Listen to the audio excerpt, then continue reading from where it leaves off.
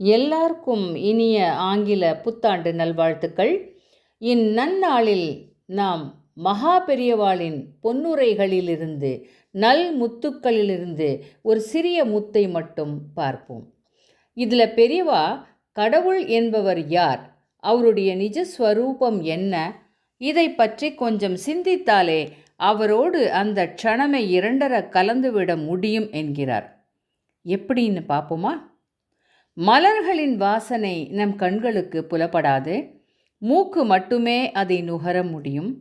கற்கண்டின் இனிப்பு அதை நாவால் தான் உணர முடியுமே தவிர மூக்கு அதை அனுபவிக்க இயலாது.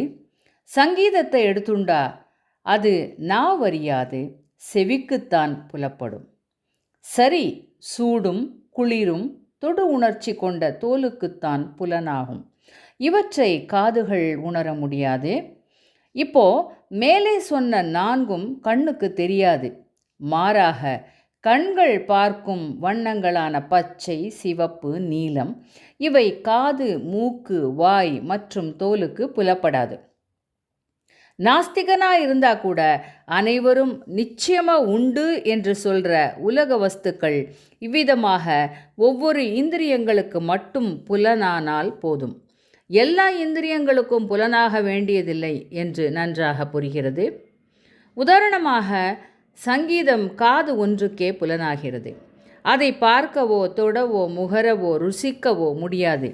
இருந்தாலும் சங்கீதம் என்ற ஒன்று கிடையாது என்று சொல்ல முடியாதே.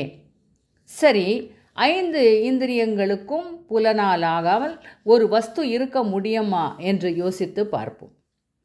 இந்த பிரபஞ்சம் முழுவதிலும் மின்சார அலைகள் வியாபிச்சிருக்குன்னு விஞ்ஞானிகள்லாம் சொல்கிறா.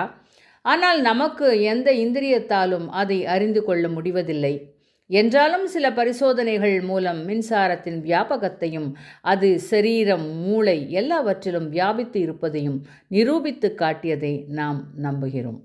இத்தனை இந்திரியங்களையும் அவை கிரகிக்கிற வஸ்துக்களையும் படைத்து ஒழுங்கு செய்து வைத்ததற்கு ஒரு அறிவு இருக்கிறதல்லவா? அதைத்தான் கடவுள் என்கிறோம். மின்சாரத்தை போல அதுவும் எங்கும் வியாபித்திருக்கிறது. ஏன் நமக்குள்ளும் வியாபித்திருக்கிறது. அப்படி பகவான் யார், அவனுடைய உண்மையான ஸ்வரூபம் என்ன என்பதை தெரிந்து கொண்டால் அந்த க்ஷணத்திலேயே அவனாகவே ஆகிவிடலாம். அப்புறம் நான் நான் என்று சொல்லி வெளியில் இருக்கும்படியான வஸ்து தனியாக இல்லாமலே போய்விடும். அன்பர்களே, மகா பெரியவா மேலே சொன்ன விஷயங்களை கடைப்பிடித்து ஒவ்வொரு நொடியும் இந்த அரிய வாழ்க்கையை நமக்கு அளித்த கடவுளுக்கும் நம்மை வழிநடத்தும் மகா பெரியவா போன்ற சத்குருக்களுக்கும் நன்றி கூறி வாழ்வில் நன்மையும் செம்மையும் பெறுவோமாக. சேனலை பாருங்கள், லைக் பண்ணுங்க, கமெண்ட் போடுங்க, சப்ஸ்கிரைப் பண்ண மறக்காதீங்க. வணக்கம். மீண்டும் சந்திக்கலாம்.